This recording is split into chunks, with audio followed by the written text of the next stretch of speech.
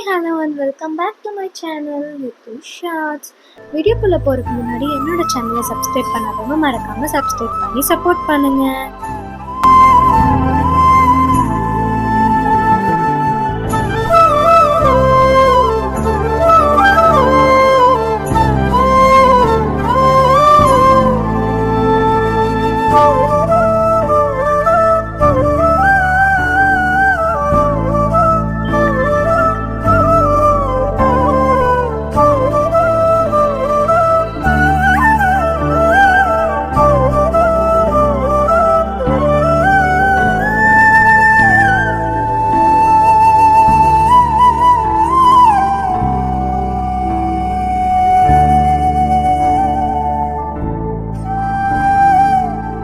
இந்த வீடியோவில் என்னோடய ஹஸ்பண்டோட பர்த்டே ப்ளஸ் ஓணம் செலிப்ரேஷன் பற்றி தான் பார்க்க போகிறோம்.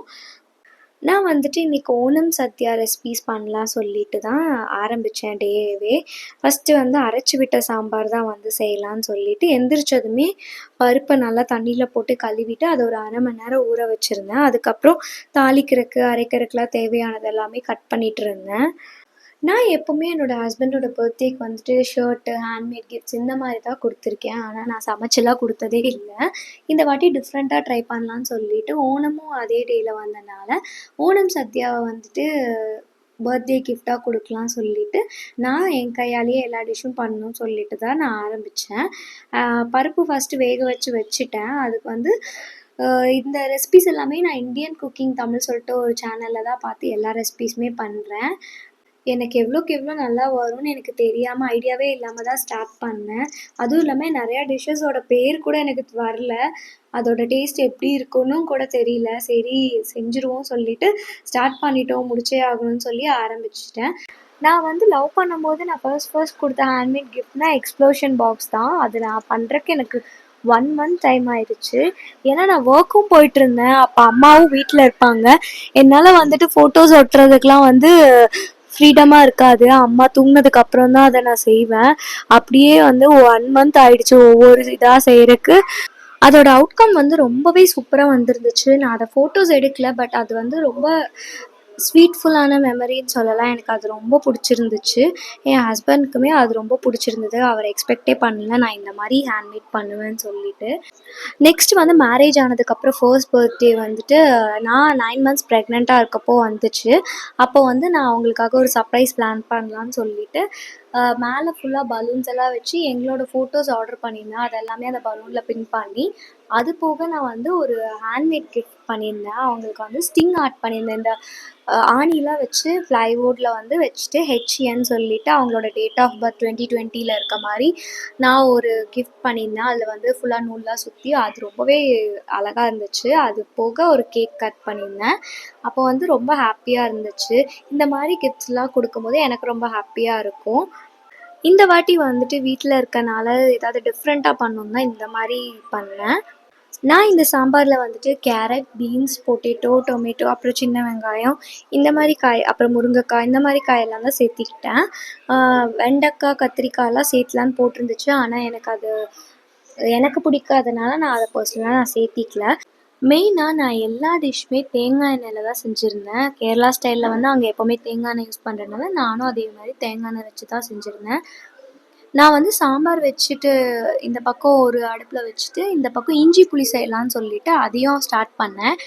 எனக்கு அந்த ரெசிபீஸ்லாம் பார்க்கும்போது எனக்கு இந்த ரெசிபி தான் செய்ய வேண்டாம், ஸ்கிப் பண்ணிடலான்னு தோணுன ஒரு ரெசிபி இது தான். ஏன்னா எனக்கு அது நல்லா வருமா என்ன அது எல்லாம் தெரியாதுன்னு சொல்லிட்டு விட்டுட்டேன். அதுவும் இல்லாமல் என்னோடய சிஸ்டர் இன் லாவோட ஃபேவரட் அது. அது எனக்கு கரெக்டாக வரலன்னா நல்லா இருக்காது சொல்லிட்டு ஃபஸ்ட்டு வேணான்னு நினச்சேன். அதுக்கப்புறம் எல்லாமே ட்ரை பண்ணுறோம், அதை மட்டும் ஏன் மிஸ் பண்ணணும்னு சொல்லிட்டு செய்ய ஆரம்பித்தேன். செய்ய அதோட வாசனை நல்லா வர ஆரம்பிச்சிது. அதுக்கப்புறம் அந்த கன்சிஸ்டன்சியும் லாஸ்ட்டில் ஊறுகாய் கன்சிஸ்டன்சி மாதிரி வந்தோன்னே எனக்கு ரொம்ப ஹாப்பி ஆகிடுச்சு. ரொம்ப சூப்பராக வந்திருக்கே, நம்ம எக்ஸ்பெக்டே பண்ணல ஃபஸ்ட் டைம் இவ்வளோ நல்லா வந்திருக்கு சொல்லிட்டு நானும் ரொம்ப ஹாப்பி ஆகிட்டேன். அதுக்கப்புறம் மேலே அந்த அக்காட்ட கொண்டு போய் கொடுத்து டேஸ்ட் பார்க்க சொன்னேன். அவங்களுக்கு இதை சாப்பிட்டு பழக்கம் இருக்குன்றனால அந்த அக்காட்ட கொடுத்தேன். அந்த அக்காவும் நல்லா இருக்குன்னு சொன்னாங்க. ஒரு டிஷ் நல்லா வந்ததுமே நமக்கு வந்துட்டு செஃப்ன்னு நெனப்பு வந்துருச்சு. அதுக்கப்புறம் நான் வந்து என்ன பண்ணேன், பைனாப்பிள் பச்சடி செய்யலாம் சொல்லிட்டு, அது வந்து மதுர் பச்சடி சொல்லுவாங்க. அத செய்யலாம் சொல்லிட்டு ஆல்ரெடி பைனாப்பிள நல்லா க்யூப்ஸா கட் பண்ணி வச்சிருந்தேன். அத வந்து எண்ணெயில போட்டுட்டு அதில 1/4 கப் தண்ணி ஊத்துனோன்னா, அது அந்த தண்ணி எல்லாமே உரிய ஆரம்பிக்கும். அது உறிஞ்சதுக்கப்புறம் அதில வந்துட்டு கொஞ்சம் மிளகுத்தூள், மஞ்சத்தூள் அந்த மாரிலாம் போட்டு அது நல்லா ஒரு ஃபுல்லாவே அப்சர்வ் பண்ணி ஒரு கன்சிஸ்டன்சி வரும்போது அதில் நாட்டு சர்க்கரை சேர்த்தணும். நாட்டு சர்க்கரை சேர்த்திட்டு அதுக்கப்புறம் அதுக்கு ஒரு அரைச்சு ஒன்று சேர்த்துறாங்க. அந்த மிக்சர் வந்துட்டு நான் சேர்த்துருக்கேன். அது அரைச்சு ரெடியா வச்சுட்டேன். சரி ஏன் இன்னொரு டிஷ் செய்யலாமே சொல்லிட்டு பீட்ரூட் பச்சடி செய்யலான்னு சொல்லி பக்கத்துல வச்சேன். நான் ஏதோ பல டிஷ் செஞ்ச மாரி 2யும் ஒண்ணா செய்றேன்ற பேர்ல பீட்ரூட்ட கவனிச்சுட்டு பைனாப்பிள மிஸ் பண்ணிட்டேன். அது லைட்டா அடி பிடிக்க ஆரம்பிச்சிருச்சு. ஐயய்யோ! இது சொதப்பிருச்சே சொல்லிட்டு ரொம்ப வருத்தமா போயிடுச்சு. இதுக்கு தான் ரொம்ப கான்ஃபிடன்ஸ் பண்ணக்கூடாது சொல்லிட்டு, நான் வந்து அத வந்து சிம் பண்ணிட்டு, அதுக்கு வந்து லாஸ்ட்ல தேங்காய் எண்ணெயில கடுகு, கருவேப்பிலை எல்லாம் தாளிச்சு அதில கொட்டிட்டேன். ஆனா, ஆக்சுவலா வந்துட்டு அந்த டிஷ் ரொம்பவே நல்லா இருந்துச்சு. அடி புடிச்ச மாரியே இல்ல. ரொம்பவே நல்லா இருந்தது. அந்த ஸ்மெல் வரல. இந்த பச்சடிலலாம் வந்து தயிர் நெறையா சேர்த்துனா, அது வந்து ரொம்ப நல்லாயிருக்கும்னு சொன்னாங்க. எனக்கு தயிர் ரொம்ப பிடிக்கும். அதனால கொஞ்சம் எக்ஸ்ட்ராவா தான் சேர்த்தி நான் எல்லாமே செஞ்சிருந்தேன். பீட்ரூட் பச்சடியுமே நல்லா வந்துச்சு. பைனாப்பிள் பச்சடிக்கு என்ன அரைச்சு ஊத்துனனோ, அதே தான் பீட்ரூட்க்கும்.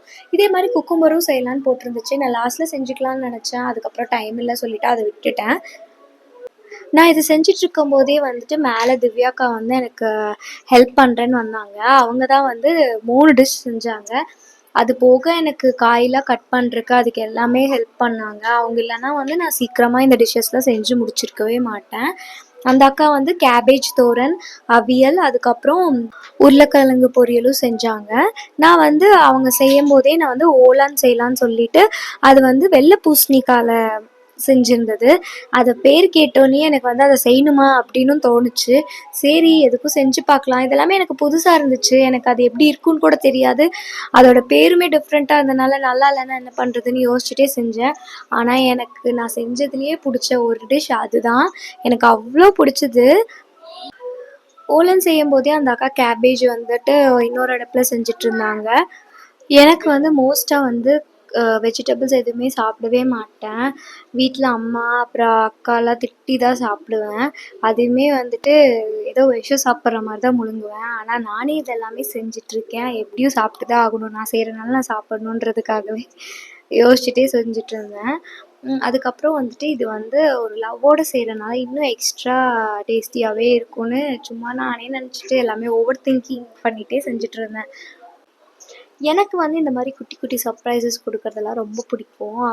என்னோட ஹஸ்பண்டோட ரியாக்ஷன பார்க்கும்போது எனக்கு ரொம்ப ஹாப்பியா இருக்கும். ஆனா எல்லா டைமுமே நான் வந்துட்டு என்ன பண்ண போறேன்றத அவங்க முன்னாடியே கெஸ் பண்ணிருவாங்க. எனக்கு தான் அது சர்ப்ரைஸா இருக்கும். அவங்களுக்கு ஆல்ரெடி தெரிஞ்சிருக்கும் சொல்லிட்டு. 2:00 வந்து வீட்டுக்கு வரேன்னு சொல்லியிருந்தாங்க. நான் அதுக்குள்ள வந்துட்டு எல்லாமே செஞ்சிடலாம் சொல்லிட்டு செய்ய ஆரம்பிச்சுட்டேன். ஆனா 1:00க்கே முடிக்கணும்னு நெனச்சேன். ஆனா என்னால 1:00லாம் முடிக்கவே முடியல. ஓலனுக்கு வந்துட்டு நான் என்ன பண்ணியிருந்தேன்னா, ஒயிட் பூசணிக்காய் வச்சு தான் செய்யணும். அது வந்து ஃபஸ்ட்டு நல்லா கட் பண்ணி, அத க்யூபா கட் பண்ணி போட்டுறணும். அதில வந்து ஒரு 4 பச்சை மிளகாவ கீறி போட்டுட்டு, அதுக்கப்புறம் அதில கொஞ்சம் கருவேப்பிலை போட்டு நல்லா அதுவே தண்ணி விடும். அது வந்துட்டு நல்லா ஃப்ரை பண்ணிட்டு, தேங்காய் பால் அரைச்சு ஊத்தணும் இதில. இது வந்து தேங்காய் பால்ல வந்து செகண்டா எடுப்போம்ல, அந்த தேங்காய் பால் தான் ஃபஸ்ட்டு ஊத்தணும். அது வந்து ஊத்தி நல்லா அது வந்து இழுத்ததுக்கப்புறம் இது ஓவர் நைட்டில் வந்து நான் இந்த காராமணி வந்துட்டு ஊற வச்சுருந்தேன். அதையும் எந்திரிச்சோன்னே வேக வச்சுட்டேன். அதையும் இதில் போட்டுட்டு, அதுக்கப்புறம் ஃபஸ்ட்டு நம்ம எடுத்திருப்போம்ல, அந்த தேங்காய் பாலை இதில் போட்டுட்டு லைட்டாக தேங்காய் எண்ணெய் ஊற்றிட்டு, அதை வந்து நல்லா நமக்கு எந்த அளவுக்கு கிரேவி மாதிரி வேணுமோ அந்த அளவுக்கு அதை நம்ம எடுத்துக்கலாம். நான் இது பண்ணிகிட்ருக்கும்போதே திவ்யாக்கா வந்துட்டு உருளைக்கிழங்கு பொரியல் பண்ணுறேன் சொல்லிட்டு அது குக்கரில் செய்கிற மாதிரி பார்த்துருந்தாங்க. நான் இது எப்படி செஞ்சேன்னு எனக்கு தெரியல. அந்த அக்கா தான் செஞ்சாங்க. குக்கரில் தான் அந்த அக்கா பண்ணிகிட்ருந்தாங்க. ஆனால் அதோட டேஸ்ட் வந்து ரொம்பவே சூப்பராக இருந்துச்சு. நான் அந்த அக்கா அதை பண்ணும்போது அடை பாயாசம் செய்யலாம் சொல்லிட்டு நான் அதை ஸ்டார்ட் பண்ணேன். எனக்கு அது ஃபஸ்ட்டு வச்சோன்னே அந்த அரிசி மாவை வந்து தண்ணியில் மாவு மாதிரி கலக்கிட்டு, அதை வந்து ஒரு பிளேட்டில் வந்து நல்லா ஊற்றி அதை நாலா பக்கமும் இது பண்ணிவிட்டு, அதை வந்து பேனில் வந்து தண்ணி ஊற்றி ப்ரீ ஹீட் பண்ணி அதை வச்சுட்டேன். அது ஆவியில் வைக்கிற மாதிரி தான். ஸ்டெப் பை ஸ்டெப் அவங்க எப்படி பண்ணாங்களோ அப்படி தான் நானும் பண்ணேன். அதுக்கு வந்து தேங்காய் பால் எடுக்கணும்னு சொல்லிட்டு நான் சைடில் தேங்காய் பத்தல. அதையும் உட்காந்து துருவிட்டு இருந்தேன். அதுக்குள்ளே இந்த அக்கா வந்து உருளைக்கிழங்கு பொரியல் செஞ்சுட்டு இருந்தாங்க. ஆவியில் வச்சுருந்த அடையும் ரெடி ஆயிடுச்சு. அது எடுக்கும்போதே எனக்கு ரொம்ப ஹாப்பி ஆயிடுச்சு. ஐ சூப்பராக வந்திருக்கே, தின்னா இருக்கே அப்படி சொல்லிட்டு கியூபாக கட் பண்ணி வச்சுட்டேன். அதுக்கப்புறம் வெல்லத்தை காய்ச்சிட்டு அதை போட்டுட்டு நான் வந்துட்டு அதை நல்லா சொதப்பிட்டேன். தேங்காய் பால் வந்துட்டு நான் ரொம்ப சின்ன டம்ளரில் அளந்து எடுத்துட்டேன். அதனால பாயசம் வந்து ஏதோ அல்வா மாதிரி ஆயிடுச்சு. அதனால அந்த மிஷினை க்ளோஸ் பண்ணிவிட்டு நெக்ஸ்ட்டுக்கு போகலான்னு சொல்லிட்டு நான் வந்து நேந்திரம் பழம் அப்புறம் வாழைக்காலாம் வாங்கிட்டு வந்து அதெல்லாம் கட் பண்ணிட்டு இருந்தேன். அப்போ வந்து திவ்யாக்கா வந்து அவியல் செஞ்சுட்டு இருந்தாங்க. அவியலுமே எப்படி செஞ்சாங்கன்னு எனக்கு தெரில, அந்த அக்கா தான் செஞ்சாங்க. ஆனால் வந்து சூப்பராக இருந்துச்சு, எனக்கு ரொம்ப பிடிச்சிருந்துச்சு. எனக்கு நார்மலாகவே அவியல்னால் ரொம்ப பிடிக்கும். நான் ப்ரெக்னெண்ட்டாக இருக்கப்போ அம்மா கிட்ட அதை தான் செஞ்சு தர சொல்லி கேட்டுகிட்டே இருப்பேன். அவங்களும் எனக்கு செஞ்சு தருவாங்க. எனக்கு அவங்க செய்கிறது இன்னும் ரொம்ப பிடிக்கும். அதுக்கப்புறம் இதெல்லாமே செஞ்சு முடித்தோன்னே வாழைக்கால வந்துட்டு சிப்ஸ் போட்டுடலான்னு சொல்லி அதையும் எடுத்துட்டேன். ஃபஸ்ட் தேங்காய் எண்ணெய் ஊற்றிட்டு நேந்திர பழம் நல்லா பழுத்த பழத்தில் தான் வந்து ஸ்வீட் சிப்ஸ் செய்யணும். நான் இது வந்து செகண்ட் டைம் செய்கிறேன். அவங்க வீடியோவில் எப்படி செய்கிறாங்களோ அப்படி தான் செஞ்சேன். ஆனால் எனக்கு வந்து அந்த டேஸ்ட் வருது, கிறிஸ்பினஸ் வரவே இல்லை. அது ஏன் எனக்கு வரலன்னு என்னால் கண்டுபிடிக்கவே முடியல. ஆனால் அப்போயே அது தீர்ந்து போயிடுச்சு. வாழைக்காவும் அப்படி தான், அது வந்து டேஸ்ட் நல்லாயிருக்கு. ஆனால் அந்த நம்ம சாப்பிட்ற சிப்ஸ் மாதிரி உடைக்கிற மாதிரி வரல. அது ஏன்னு எனக்கு தெரியல. அது காய வைக்கணுமா என்னன்னு தெரில. அவங்க எப்படி பண்ணாங்களோ அப்படி தான் பண்ணேன். எனக்கு இந்த மாதிரி தான் வந்துச்சு. ஏதோ ஒரு பொரியல் மாதிரி இருந்துச்சுன்னு சொல்லி அதையும் அட்ஜஸ்ட் பண்ணி சாப்பிட்டாச்சு. இதெல்லாமே ரெடி பண்ணி வச்சோன்னா ஹஸ்பண்டும் வந்தாங்க. வந்ததுமே சாப்பிட்றதுக்கு தலைவாழைலாம் வாங்கிட்டு வந்து அதில் போட்டு தான் நான் அவங்களுக்கு எல்லாமே கொடுத்தேன். எனக்கு அதை பரிமாறும் போது அவ்வளோ ஒரு ஹாப்பினஸ். அவங்க நல்லா இருக்குன்னு சொல்லும் போது எனக்கு இன்னும் ரொம்ப ஏதோ வானத்திலே பறக்கிற மாதிரி அவ்வளோ ஒரு ஹாப்பினஸாக இருந்துச்சு.